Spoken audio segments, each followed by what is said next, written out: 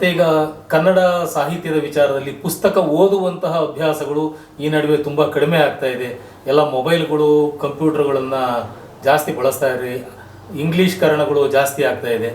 ಇದನ್ನು ಸುಧಾರಣೆ ಹೇಗೆ, ಅಥವಾ ಅದಕ್ಕೆ ಸಂಬಂಧಪಟ್ಟ ಕೆಲವು ಟಿಪ್ಸ್ಗಳು ನಿಮ್ಮ ಕಡೆಯಿಂದ ಅವಶ್ಯಕತೆ ಇದೆ ಸಮಾಜಕ್ಕೆ? ಇದು ಏನು ಹೇಳೋಕ್ಕಾಗಲ್ಲ. ಇವತ್ತು ಸ್ಪೀಡ್ ಅಂತ ಕರಿತೀವಿ, ವೇಗ ಅಂತ ಕರಿತೀವಿ. ಇವತ್ತು ಹೋಗ್ತಾ ಇರ್ತಕ್ಕಂಥ ವೇಗ ಇದೆಯಲ್ಲ, ಇದನ್ನು ಯಾರಿಂದಲೂ ತಡೆಯೋದಕ್ಕೆ ಸಾಧ್ಯ ಇಲ್ಲ. ವಿಜ್ಞಾನ ಬೆಳೆದಂತೆಲ್ಲ ವೇಗ ಜಾಸ್ತಿ ಆಗ್ತಾ ಇದೆ. ಪುಸ್ತಕ ಇಟ್ಕೊಂಡೇ ಓದಬೇಕಾಗಿಲ್ಲ. ನಾವು ಕಂಪ್ಯೂಟರ್ನಲ್ಲೋ ಅಥವಾ ಮತ್ತೊಂದಲ್ಲೋ ಓದುವಂಥ ಸ್ಥಿತಿ ಬಂದ್ಬಿಟ್ಟಿದೆ. ಇನ್ನೊಂದು ಏನು ವಿಶೇಷ ಅಂತಂದರೆ, ಪುಸ್ತಕವನ್ನು ಕೂತ್ಕೊಂಡು ಓದುವಷ್ಟು ವ್ಯವಧಾನ ಯಾರಿಗೂ ಇಲ್ಲ. ಅದು ಕನ್ನಡ ಆಗಿರ್ಬೋದು, ಇಂಗ್ಲೀಷ್ ಆಗಿರ್ಬೋದು, ಮತ್ತೊಂದು ಭಾಷೆ ಆಗಿರ್ಬೋದು. ಸುಮಾರು ವರ್ಷಗಳ ಹಿಂದೆ ಬೆಂಗಳೂರಿನಲ್ಲಿ 1500 ಘರೇಲು ಲೈಬ್ರರಿ ಅಂತ ಮನೆಯೊಳಗೆ ಲೈಬ್ರರಿ ಇಟ್ಕೊಂಡಿರೋರು. ಅದನ್ನು ಹೆಂಗಸರು ಮಕ್ಕಳುಗಳು 4 ಆಣೆ ಕೊಟ್ಟರೆ ಒಂದು ಸುಧಾ ಕೊಡೋರು. ಇವತ್ತು ಓದ್ಬಿಟ್ಟು ನಾಳೆ ತೊಗೊಂಡೋಗಿ ಕೊಡೋದು. ಒಂದು ಪುಸ್ತಕ 8 ಆಣೆ ಕೊಟ್ಬಿಟ್ರೆ ಯಾವ ಬೇಕೋ ಪುಸ್ತಕ ತೊಗೊಂಬರೋದು, ಓದೋದು, ನಾಳೆ ತೊಗೊಂಡೋಗಿ ಕೊಟ್ಟರೆ 8 ಆಣೆ, 2ನೇ ದಿನ ಆದರೆ ₹1. ಹೀಗೆ ಹೆಂಗಸರುಗಳು ಆ ಘರೇಲು ಲೈಬ್ರರಿಗೆ ತುಂಬಿರೋರು. ಅವ್ರು ತುಂಬಿರೋದ್ರಿಂದ ಏನಾಗೋದು ಅಂದರೆ, ಪ್ರತಿದಿನ ಅವರಿಗೆ ಹೊಸ ಹೊಸ ಪುಸ್ತಕಗಳನ್ನು ಕೊಡಬೇಕಾಗೋದು. ಹೊಸ ಹೊಸ ಪುಸ್ತಕಗಳು ಕೊಡಬೇಕು ಅಂದಾಗ ಅಂಗಡಿಗೆ ಬಂದು ಕೇಳೋರು, ಯಾರು ಬಂದು, ನಾಗರಾಜ್ ಅದು ಬಂದಿದೆ, ಯಾವ ಥರ ಪುಸ್ತಕ, ಜೇಮ್ಸ್ ಹೆಡ್ಲಿಚ್ ಅದು ಬಂದಿದ್ದರೆ ಕೊಡಿ ಸಹ 2 ಪುಸ್ತಕ ಅನ್ನೋರು. ಹೀಗೆ 2,000 ಪ್ರತಿಗಳನ್ನು ಹಾಕ್ತಾಯಿದ್ದೆ ನಾನು. ಆಮೇಲೆ 1,000 ಪ್ರತಿ ಖರ್ಚಾಗೋದೇ ಕಷ್ಟ ಆಗಿಬಿಡ್ತು. ಯಾಕೆ ಹಾಗೆ ಅಂದರೆ, ಓದುವವರ ಸಂಖ್ಯೆ ಕಡಿಮೆ ಆಗಿಬಿಡ್ತು. ಈ ಟಿ ವಿ ಮತ್ತೊಂದು ಇವೆಲ್ಲ ಬಂದು ಸ್ವಲ್ಪ ಜನರ ಮಾನಸಿಕ ಸ್ಥಿತಿ ಲೈಟ್ ಆಗಿಬಿಡ್ತು, ಹಗುರ ಆಗಿಬಿಡ್ತು. ಕೂತ್ಕೊಂಡು ನೋಡೋದು, ಧಾರಾವಾಹಿ ನೋಡೋದು ಅಥವಾ ಮತ್ತೊಂದು ಅವ್ರಿಗೆ ಏನು ಇಷ್ಟ ಇರುತ್ತೋ ಅದನ್ನು ನೋಡ್ತಾರೆ. ಜನಗಳಿಗೆ ಏನು ಬೇಕೋ ಅದೆಲ್ಲವನ್ನು ಟಿ ವಿ ಮಾಧ್ಯಮದವರು ಕೊಡ್ತಾ ಇರೋದ್ರಿಂದ ಪುಸ್ತಕದ ಪ್ರಸಾರ ಕಡಿಮೆ ಆಗಿದೆ. ಆದರೆ ಒಂದು ವಿಚಾರ, ನೀವು ಏನೇ ಮಾಡಿದರೂ ಪುಸ್ತಕವನ್ನು ಓದಿದಾಗ ಸಿಕ್ಕುವಂತಹ ಖುಷಿ, ಪುಸ್ತಕವನ್ನು ಓದಿದಾಗ ಸಿಗ್ತಕ್ಕಂಥ ಆನಂದ, ಆ ನಾಲೆಡ್ಜ್ ಬೇರೆ ಯಾವುದರಿಂದಲೂ ಸಿಕ್ಕೋದಿಲ್ಲ. ನಾನು ಹೇಳಿದ್ನಲ್ಲ, ರಾಮಾಯಣದ ಆ 7 ವಾಲ್ಯೂಮ್ ಓದಿಬಿಟ್ರೆ ರಾಮಾಯಣ ಎಂಥ ಮಹಾನ್ ಭಾವ ಬರೆದಂಥದ್ದು ಅನಿಸುತ್ತೆ. ಹೊಸ ಆಲೋಚನೆಗಳು ಇಲ್ಲಿದ್ದರು. ವಾಲ್ಮೀಕಿ ಹೃದಯ ಪ್ರಕಾಶನ ಅಂತ ಚಿಕ್ಕನಾಯಕನವರು, ಹಂದಿನಕೆರೆ ಶಾಮಣ್ಣವರು ಅಂತಿದ್ದರು. ನಾನು ಅದನ್ನು ಕೇಳಿದ್ದೆ. ಅವರು ವೆಂಕಟರಮಣ ಸ್ವಾಮಿ ಗುಡಿ ಅಂತ ಇದೆ, ಅಲ್ಲಿ ರಾಮಾಯಣವನ್ನು ಹೇಳೋರು, ಅವರು ಪುರಾಣ ಪ್ರವಚನ ಮಾಡೋರು. ನಾನು ನಮ್ಮ ತಾಯಿ ಜೊತೆಯಲ್ಲಿ ಹೋಗ್ತಾ ಇದ್ದೆ. ವಾಲಿಯನ್ನು ಕೊಂದಂಥ ಪ್ರಸಂಗವನ್ನು ಸುಮಾರು 1 ತಿಂಗಳು ಹೇಳಿದ್ದಾರೆ. ನನಗೆ ಚೆನ್ನಾಗಿ ನೆನಪಿದೆ. ಒಂದು ಮೂಲೆ ಒಳಗೆ ಕೂತ್ಕೊಂಡು ಹುಡುಗ ಆಗಲೇ ಆದರೂ ಸಹ ಅವ್ರು ಹೇಳ್ತಾ ಇದ್ದಂಥ ರೀತಿ, ಇಲ್ಲೇ ಇದ್ದರು ವಾಲ್ಮೀಕಿ. ಅವರಿಗೆ ವಾಲ್ಮೀಕಿ ಹೃದಯ ಪ್ರಕಾಶಕ ಅಂತ ಹೇಳಿ ಹೆಸರು ಬಂದಿತ್ತು. ಅವೆಲ್ಲ ಈಗಿನ ಕಾಲದಲ್ಲಿ ಮಕ್ಕಳಿಗೂ ಬೇಡ, ಬೇರೆ ಬೇರೆ ವಿಚಾರಗಳಲ್ಲಿ ತಮ್ಮನ್ನು ತೊಡಗಿಸ್ಕೊಂಡಿದ್ದಾರೆ. ಅದು ತಪ್ಪು ಅಂತ ಹೇಳೋಕ್ಕಾಗಲ್ಲ. ಇವತ್ತಿನ ಲೈಫು ಬದುಕೇ ಆಗಿದೆ, ಜೀವನವೇ ಆಗಿದೆ. ಅದಕ್ಕೆ ಅವರು ಒಗ್ಗೊಳ್ಳೇಬೇಕಾಗತ್ತೆ. ಪುಸ್ತಕ ಓದ್ತಾ ಕೂತ್ಕೊಂಡ್ರೆ ಏನು ಪ್ರಯೋಜನ ಅನಿಸೋ ಮಟ್ಟಕ್ಕೆ ಆಗುತ್ತೆ. ಇರಲಿ, ಏನಾರು ಆಗಲಿ, ಆದರೆ ಪುಸ್ತಕ ಸಂಸ್ಕೃತಿಯನ್ನು ಬಿಡುವುದಕ್ಕೆ ಸಾಧ್ಯವೇ ಇಲ್ಲ. ಇವತ್ತಲ್ಲ ನಾಳೆ ದಿನ ಪುಸ್ತಕವನ್ನು ಹಿಡಿಲೇಬೇಕು, ನಾಲೆಡ್ಜ್ ತುಂಬಿಕೊಳ್ಳೇಬೇಕು. ಒಂದಂತೂ ಅಕ್ಷರಶಃ ಸತ್ಯ. ಏನಕ್ಕೆಂದರೆ ನಾವು ಹಲವಾರು ಪುಸ್ತಕಗಳನ್ನು, ಕಾದಂಬರಿಗಳನ್ನು ತಮ್ಮದು ಸೇರಿದ ಹಾಗೆ ಓದಿದ್ದೇವೆ. ಪುಸ್ತಕದಲ್ಲಿ ನಮ್ಮದೇ ಆದಂತಹ ಒಂದು ಊಹೆ, ಲೇಖಕರ ಮೂಲಕ ನಾವು ಅದನ್ನ ಚಿತ್ರೀಕರಣ ಮಾಡ್ಕೊಳ್ತಾ ಇರ್ತೀವಿ ನಮ್ಮ ಮನಸ್ಸಿನಲ್ಲೇ. ಹಾಗಾಗಿ ಆ ವ್ಯಾಪ್ತಿ ತುಂಬ ದೊಡ್ಡದಾಗಿರುತ್ತೆ. ಅದನ್ನೇ ಸಿನಿಮಾಗಳಲ್ಲಿ, ಟಿ ವಿಗಳಲ್ಲಿ ನೋಡಿದಾಗ ಅದು ತುಂಬ ಚಿಕ್ಕದಾಗಿ ನಮಗೆ ಅನಿಸುತ್ತೆ, ನಮ್ಮ ಊಹಾಪೋಹಗಳಿಗೆ ಸಿಕ್ಕಲ್ಲ. ಆದರೂ ಇಂತಹ ಒಂದು ಪರಿಸ್ಥಿತಿಯಲ್ಲಿ ಈ ಒಂದು ಯುವ ವರ್ಗಕ್ಕೆ ನಿಮ್ಮ ಕಡೆಯಿಂದ ಏನನ್ನು ಹೇಳಕ್ಕೆ ಇಷ್ಟಪಡ್ತೀರಾ? ಏನು ಮಾಡೋಕ್ಕಾಗೋದಿಲ್ಲ, ಬಿಡಬಾರ್ದು.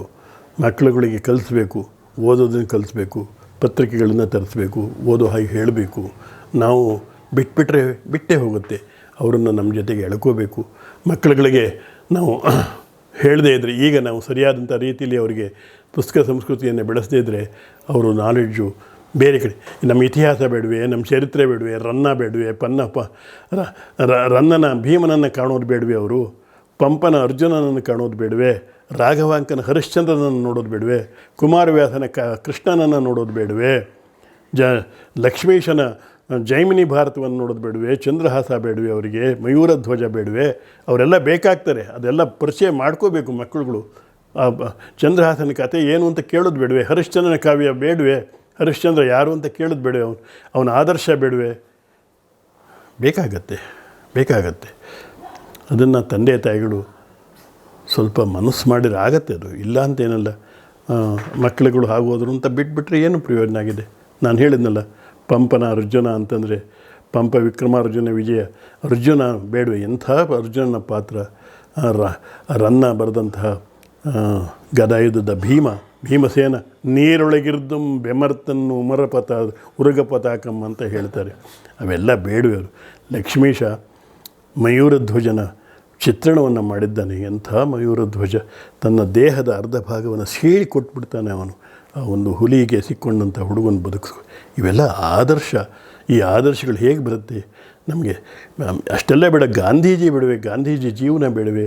ಗಾಂಧೀಜಿಯ ಬದುಕು ಬೇಡವೆ? ಅವರ ಆದರ್ಶ ಬೇಡವೆ? ಅವರ ಅಹಿಂಸೆ ಬೇಡವೆ? ಅವ್ರ ಸತ್ಯಾಗ್ರಹ ಬೇಡವೆ? ಅವ್ರ ಹೋರಾಟ ಬೇಡವೆ? ಒಳ್ಳೆತನ ಬೇಡ? ಅವ್ರು ಹೇಳಿದಂಥ 11 ವ್ರತಗಳು ಬೇಡವೆ? ಇವೆಲ್ಲ ಬೇಕು. ಯಾವುದೋ ರೀತಿಯಲ್ಲಿ ಹೋಗಿಬಿಟ್ರೆ ಏನು ಪ್ರಯೋಜನ ಆಯಿತು? ಈ ಒಂದು ದೊಡ್ಡ ಪಯಣದಲ್ಲಿ ನಿಮ್ಮ ಕೆಲವು ನೆನಪುಗಳು ಯಾವುದೇ ಗಣ್ಯ ವ್ಯಕ್ತಿಗಳ ಜೊತೆ ಅಥವಾ ಸಾಹಿತಿಗಳೇ ಆಗಲಿ ಅಥವಾ ರಾಷ್ಟ್ರ ಮಟ್ಟದ ರಾಜ್ಯ ಮಟ್ಟದ ವ್ಯಕ್ತಿಗಳ ಜೊತೆ ಇರತಕ್ಕಂಥ ಯಾವ್ದಾದ್ರು ಒಂದು ಒಡನಾಟಗಳನ್ನು ಏನಾದ್ರು ಹಂಚ್ಕೊಳ್ಳೋಕೆ ಇಷ್ಟಪಡ್ತೀರಾ? ಖಂಡಿತ. ಚಿಕ್ಕನಾಯಕನಹಳ್ಳಿಗೆ ರೋಟ್ರಿ ಕ್ಲಬ್ ಅಂತ 43 ವರ್ಷ ಆಗಿದೆ ರೋಟ್ರಿ ಕ್ಲಬ್ ಆರಂಭ ಮಾಡಿದಾಗ ಇದ್ದವನು ನಾನು. ಇವತ್ತು 43 ವರ್ಷ ಆದರೂ ಸಹ ನಾನು ರೋಟ್ರಿ ಮೆಂಬರು. ಸಾವಿರ ಸಂಖ್ಯೆಯಲ್ಲಿ ಜನಗಳಿಗೆ ಉಪಕಾರ ಆಗುವಂತಹ ಸಾವಿರ ಕೆಲಸಗಳನ್ನು ನಾವು ಮಾಡ್ಕೊಂಡು ಬಂದಿದ್ದೇವೆ, ಸ್ನೇಹಿತರ ಜೊತೆಯೊಳಗೆ ಸೇರಿಕೊಂಡು. ಈಗ ತುಂಬ ಆಧುನಿಕವಾಗಿದೆ. ಮೊದಲು ಕಣ್ಣಿನ ಆಪ್ರೇಷನ್ ಅಂತಂದರೆ ಅವರಿಗೆ ಆಪ್ರೇಷನ್ ಮಾಡಿ ತಗೊಂಡು ಹೋಗಿ ಮಲಗಿಸಿ 3 ದಿನ ಅವರನ್ನು ಟ್ರೀಟ್ಮೆಂಟ್ ಕೊಟ್ಟು ಆಮೇಲೆ ಅವ್ರ ಮೇಲಕ್ಕೆ ಬರ್ತಾಯಿದ್ದದ್ದು. ಅಂಥದ್ದು ಸುಮಾರು ಒಂದು 500 ಕ್ಯಾಂಪುಗಳನ್ನು ಮಾಡಿರ್ಬೋದು, ಇನ್ನೂ ಜಾಸ್ತಿ ಮಾಡಿರ್ಬೋದು. 500 ಕ್ಯಾಂಪ್, ಅದು ಇನ್ನೂ ಜಾಸ್ತಿ ಆಗಿರ್ಬೋದು. ಹಾಗೆ ಅವ್ರಿಗೆ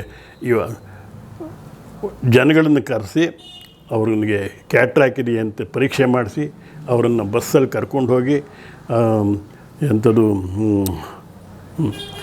ಹಾಸ್ಪಿಟ್ಲಿಗೆ ಕರ್ಕೊಂಡು ಹೋಗಿ ಅವ್ರಿಗೆ ಆಪ್ರೇಷನ್ ಮಾಡಿಸಿ ಅವ್ರಿಗೆ ಊಟ ತಿಂಡಿ ಕೊಟ್ಟು ಅವ್ರನ್ನ ಕರ್ಕೊಂಡು ಬಂದು ಅವ್ರ ಊರುಗಳಿಗೆಲ್ಲ ಕಳಿಸಿದಂಥದ್ದು ರೋಟ್ರಿ ಕೆಲಸ ಮಾಡಿದ್ವಿ. ಅಂಥದ್ದು 500ಕ್ಕೂ ಹೆಚ್ಚು ಕ್ಯಾಂಪ್ಗಳನ್ನು ಮಾಡಿ ಸಾವಿರ ಸಂಖ್ಯೆ ಒಳಗೆ ಅದನ್ನು ಮಾಡಿದ್ದೇವೆ. ಅದು ಬಹಳ ನನಗಿವತ್ತು ಅಂಥ ಒಂದು ಅದ್ಭುತವಾದಂಥ ಸೇವೆ ಮಾಡ್ತಕ್ಕಂಥ ಅವಕಾಶ ನಮಗೆ ಸಿಗ್ತಲ್ಲ ಅನಿಸುತ್ತೆ. ಸ್ನೇಹಿತರುಗಳು ಹಾಗೇ ಇದ್ದರು. ಇವತ್ತು ಹಾಗೆ ಬ್ಲಡ್ ಕ್ಯಾಂಪ್ ಅಂತ ಮಾಡ್ತೇವೆ, ಆಮೇಲೆ ಡಾಕ್ಟ್ರುಗಳನ್ನು ಕರೆಸಿ ಬೇರೆ ಕ್ಯಾಂಪ್ಗಳನ್ನು ಮಾಡ್ತೇವೆ, ಅಂಗವಿಕಲಗಳಿಗೆ ಏನೇನೋ ಕೊಡ್ತೇವೆ. ಇವತ್ತು ಪ್ರತಿ ಆ್ಯಕ್ಟಿವ್ ಆಗಿದೆ, ನಾನು ಆ್ಯಕ್ಟಿವ್ ಆಗಿದ್ದೀನಿ, ನಾನು ಮಾಡ್ಕೊಂಡು ಬರ್ತಾಯಿದ್ದೀನಿ. ಹೀಗೆ ಕೆಲಸಗಳು ಮಾಡಿಕೊಂಡು ಬರ್ತಾಯಿದೆ.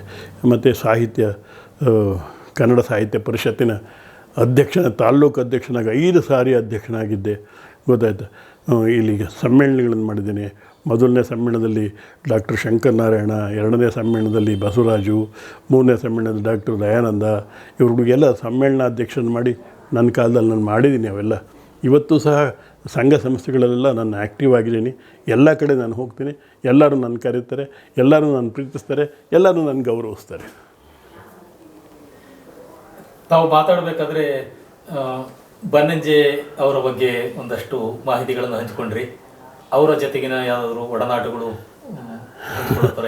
ಬನ್ನಂಜೆಯವ್ರ ಬಗ್ಗೆನಾ? ಬನ್ನಂಜೆಯವರು ನಾನು ಹಿರಿಯಡಕದಲ್ಲಿದ್ದಾಗ ತುಂಬ ನಿಕಟವಾದ ಸಂಪರ್ಕ ನನಗೂ ಅವ್ರಿಗೂ.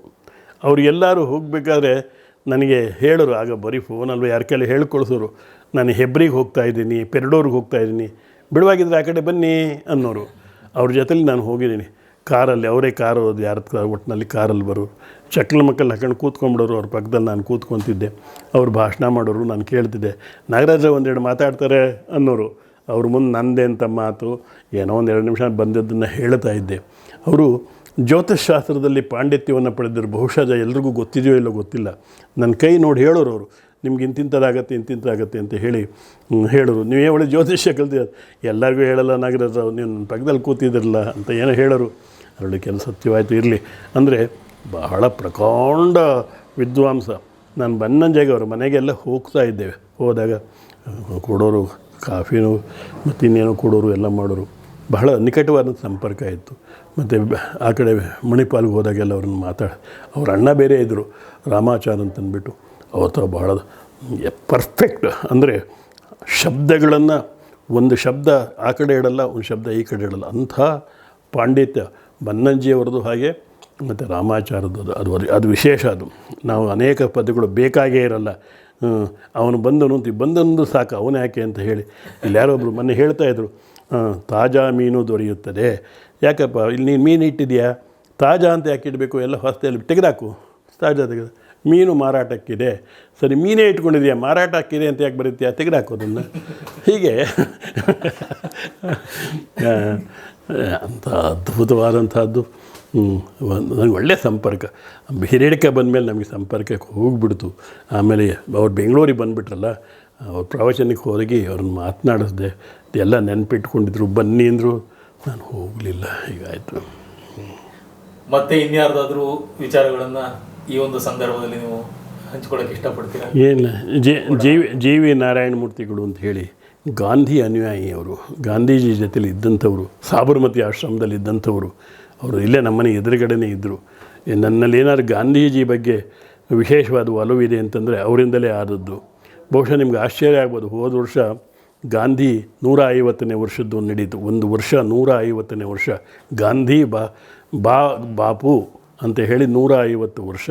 ನಮ್ಮ ಶೃಂಗಾರ ಪ್ರಕಾಶನದ್ದು ಏನಾದ್ರು ಕೊಡುಗೆ ಇರಬೇಕು ಅಂತ ಹೇಳಿ ಬಾಪು ಒಂದು ವರ್ಷ 6 ಪುಸ್ತಕಗಳನ್ನು, ಗಾಂಧೀಜಿಗೆ ಸಂಬಂಧಪಟ್ಟಂಥ 6 ಚಿಕ್ಕ 48 ಪುಟದ ಪುಸ್ತಕಗಳನ್ನು ಮಾಡಿ 1,000 ಪ್ರತಿಗಳನ್ನು ಹಾಕಿ 6,000 ಪುಸ್ತಕಗಳನ್ನು ಪ್ರತಿಯೊಂದು ಸ್ಕೂಲಿಗೆ ಹೋಗಿ ಮಕ್ಕಳಿಗೆ ಉಚಿತವಾಗಿ ಕೊಟ್ಟು, ನಿಮ್ಮಂಥ ವಿದ್ವಾಂಸರನ್ನ ಯಾರನ್ನಾರು ಕರ್ಕೊಂಡು ಹೋಗಿ ಗಾಂಧೀಜಿ ಬಗ್ಗೆ 15 ನಿಮಿಷ ಮಾತನಾಡಿಸಿ ಆ ಹುಡುಗರಿಗೆ ಪುಸ್ತಕವನ್ನು ಕೊಡ್ತಾಯಿದ್ದೆ. ಆ ಪುಸ್ತಕಗಳನ್ನು ಓದ್ಬಿಟ್ಟು ಅವ್ರು ಏನಾದ್ರು ಬರೀಬೇಕು, ಅದನ್ನು ನಮ್ಮ ಮೇಷ್ಟಿಗೆ ಹೇಳ್ತಿದ್ದೆ. ಅವರು ಬರೆದ್ರೆ ಮಾಡಿದರೆ ಅವರಿಗೆ ಪುಸ್ತಕ ರೂಪದಲ್ಲಿ ಬಹುಮಾನ ಕೊಡ್ತಿದ್ದೆ. ಹೀಗೆ ಒಂದು ವರ್ಷ ಇಡೀ ಚಿಕ್ಕನಾಯಕನಹಳ್ಳಿ ತಾಲೂಕಿನ ಎಲ್ಲ ಸ್ಕೂಲು ಕಾಲೇಜುಗಳಿಗೆಲ್ಲ ಹೋಗಿ ಉಚಿತವಾಗಿ 6,000 ಪುಸ್ತಕಗಳನ್ನು ಕೊಟ್ಟು ಅವ್ರಿಗೆ ಗಾಂಧಿಗೆ ನಾವು ಏನು ಸಾಧ್ಯ ಇದೆ ಕಿಂಚಿತ್ ಸೇವೆಯನ್ನು ಮಾಡೋದು ಶೃಂಗಾರ ಪ್ರಕಾಶದಿಂದ ಉಚಿತವಾಗಿ. ಅದ್ಭುತ, ತುಂಬ ಸಂತೋಷ ಆಯಿತು. ಚಿಕ್ಕನಾಯಕನಹಳ್ಳಿ ಪದ್ಮಾವತಿ ಲಕ್ಷ್ಮೀ ವೆಂಕಟೇಶ್ವರ ದೇವಸ್ಥಾನದ ಬಗ್ಗೆ ಒಂದು 2 ನಿಮಿಷ ನಿಮ್ಮ ಕಡೆಯಿಂದ. ಇದನ್ನು ಹಿನ್ನೆಲೆ ವೆಂಕಟರಮಣ ಸ್ವಾಮಿ ದೇವಸ್ಥಾನ ಸುಮಾರು 600 ವರ್ಷಕ್ಕೂ ಹಿಂದಿಂದು ಅಂತ ಹೇಳ್ತಾರೆ. ಅಲ್ಲಿ ಪ್ರತಿಯೊಂದು ಕಂಬದಲ್ಲಿ ಇರತಕ್ಕಂಥ ಚಿತ್ರಗಳು ವಿಶೇಷವಾದಂಥ ರೀತಿ ಅಂತ. ಅದನ್ನು ನನ್ನ ಮಿತ್ರರಾದಂಥ CK ನಂಜುಂಡಯ್ಯನವರ ಅಣ್ಣ ಅಶ್ವಥ್ ನಾರಾಯಣರಾವ್ ಅಂತ ಇದ್ದರು, ಅವ್ರು ಹೋಗಿಬಿಟ್ರು. ಅವರು ಅಶ್ವಥ್ ನಾರಾಯಣರಾವ್ ನನ್ನ ಕರ್ಕೊಂಡು ಹೋಗಿ ತೋರಿಸಿದ್ರು, ಕೈ ಹೀಗಿಟ್ಟು ನೋಡಿ ಇದು ಹೀಗೆ ಅಂಥೇಳಿ. ಅದನ್ನು ಇದುವರೆ ತನಕ ಯಾರು ತೋರಿಸೋರೇ ಇಲ್ಲ. ಆ ಚಿತ್ರಗಳನ್ನು, ಅಷ್ಟು ಅದ್ಭುತವಾದಂಥ ಚಿತ್ರಗಳನ್ನು ಆ ಕಂಬಗಳಲ್ಲಿ ಮಾಡಿದ್ದಾರೆ. ಮತ್ತು ಇಲ್ಲಿರ್ತಕ್ಕಂಥ ವೆಂಕಟೇಶ ಚಿಕ್ಕ ಆಕಾರ, ಸುಮಾರು 4.5 ಅಡಿ ಇದೆ ಅಷ್ಟೇ. ಬಹಳ ಸುಂದರವಾಗಿದೆ, ಬಹಳ ಮನಮೋಹಕವಾಗಿರ್ತಕ್ಕಂಥದ್ದು ಅದು ಪ್ರತಿ ವರ್ಷ ಡಿಸೆಂಬರ್ ತಿಂಗಳಲ್ಲಿ ಸಾಮಾನ್ಯವಾಗಿ ವೈಕುಂಠ ಏಕಾದಶಿ ದಿನ ವಿಶೇಷವಾದಂಥ ರೀತಿಯಲ್ಲಿ ಅದಕ್ಕೆ ಪೂಜೆಗಳೆಲ್ಲ ಉಂಟು ಮಾಡ್ತಾರೆ. ಮತ್ತು ಸ್ವರ್ಗದ ಬಾಗಿಲು ಅಂತ ಹೇಳಿ ವೈಕುಂಠ ದ್ವಾರ ಅಂತ ಮಾಡ್ತಾರೆ. ಭಕ್ತಾದಿಗಳಲ್ಲಿಗೆಲ್ಲ ಹೋಗ್ತಾರೆ. ಬಹಳ ವಿಶಾಲವಾಗಿರ್ತಕ್ಕಂಥ ದೇವಸ್ಥಾನ. ಮತ್ತು ಅದರ ಆಡಳಿತ ವರ್ಗದವರು ಇನ್ನೂ ತುಂಬ ಚೆನ್ನಾಗಿ ಮಾಡೋದಕ್ಕೆ ಅವಕಾಶ ಇದೆ. ಆದರೆ ಇವತ್ತು ಆ ವೆಂಕಟರಮಣ ಸ್ವಾಮಿಗೆ ಚಿಕ್ಕನಾಯಕನಹಳ್ಳಿಯೊಳಗೆ ತುಂಬ ಜನ ಭಕ್ತರುಗಳಿದ್ದಾರೆ.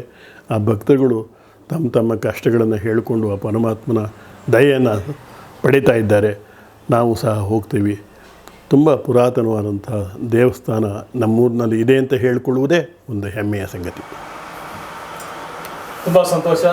ನಿಮ್ಮ ಸಾಹಿತ್ಯ ಕೃಷಿ, ಶೃಂಗಾರ ಪ್ರಕಾಶನ, ಉಪನ್ಯಾಸಕ ವೃತ್ತಿಯಲ್ಲಿ ಮಾಡಿದಂತಹ ಕೆಲಸ ಕಾರ್ಯಗಳ ಬಗ್ಗೆ ಇಷ್ಟು ವರ್ಷಗಳ ಕಾಲ, ದೀರ್ಘಕಾಲ ನೀವು ಈ ಒಂದು ಕ್ಷೇತ್ರದಲ್ಲಿ ಸೇವೆ ಸಲ್ಲಿಸಿರುವುದು ಕೇಳಿ ತುಂಬ ಸಂತೋಷ ಆಯಿತು. ನಿಮಗೆ ಭಗವಂತ ಇನ್ನೂ ಹೆಚ್ಚಿನ ಆಯಸ್ಸು, ಆರೋಗ್ಯವನ್ನು, ಶಕ್ತಿಯನ್ನು ಕೊಟ್ಟು ಇನ್ನೊಂದಷ್ಟು ಸಾಹಿತ್ಯ ಕ್ಷೇತ್ರದಲ್ಲಿ ಉತ್ತಮವಾಗಿರ್ತಕ್ಕಂತಹ ಸಾಧನೆಗಳನ್ನು ಮಾಡೋದಕ್ಕೆ ಅವಕಾಶವಾಗಲಿ, ಅವುಗಳನ್ನು ಓದುವಂತಹ ಅವಕಾಶಗಳು ನಮಗೂ ಸಿಕ್ಕಲಿ ಅಂತ ಕೇಳ್ಕೊಳ್ತಾ ನಿಮಗೆ ನಮ್ಮ ಆರಾ ಚಾನಲ್ ಪರವಾಗಿ ನಮಸ್ಕಾರಗಳನ್ನು ಸಲ್ಲಿಸ್ತಾ ಇದ್ದೇನೆ. ನಮಸ್ಕಾರ.